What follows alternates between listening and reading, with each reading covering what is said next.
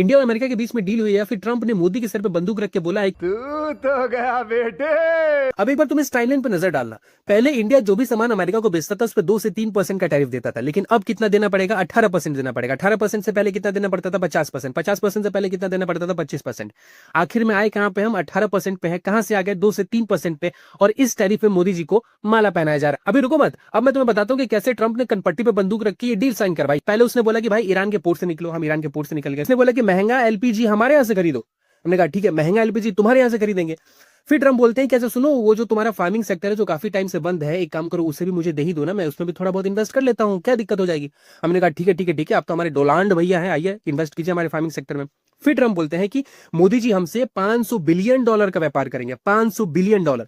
अब इस 500 बिलियन को तुम ऐसे समझो कि जो हम साल में ट्रंप के साथ, अमेरिका के साथ जो व्यापार करते हैं उसका ओवरऑल जो कॉस्ट होता है वो $130 बिलियन का होता है, और जो सामान हम अमेरिका से खरीदते हैं उसकी वैल्यू होती है $45 बिलियन। और यहाँ पे $500 बिलियन के सामान को खरीदने की बात की जा रही है। इस $500 बिलियन के जुमले को तुम ऐसे भी समझ सकते हो कि जो इस साल का हमारा यूनियन बजट था जिसे निर्मला सीतारमण जी ने पेश किया, उसका पूरा एवोल्यूशन $650 बिलियन का था, और ट्रंप के साथ हमने $500 बिलियन का सामान खरीदने का डील साइन किया है।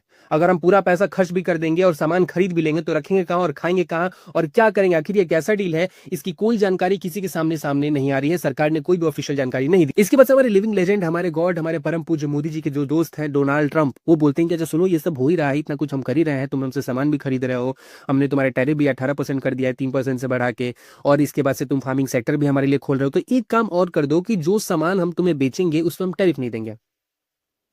मतलब जो 2 से 3% का टैरिफ पहले हम अमेरिका को पे करते थे, अब अमेरिका 0% टैरिफ पे हमारे साथ बिजनेस करने के लिए तैयार है, और हम इस पे मान गए हैं, और अब हम इसे बहुत बड़ी डिप्लोमेटिक जीत बताते हैं। वो डिप्लोमेटिक जीत जिसने हमें मजबूर किया रशिया से तेल ना खरीदने को लेकर के, जिसने हमें ईरान के पोर्ट को छोड़ने के लिए मजबूर किया, जिसने हमें ईरान के साथ संबंध खराब करने के लिए मजबूर किया, जिसने हमें 500 बिलियन का सामान खरीदने के लिए मजबूर किया, और वो जिसने हमें मजबूर किया कि हम 3% से 18% के पे आके मान जाए।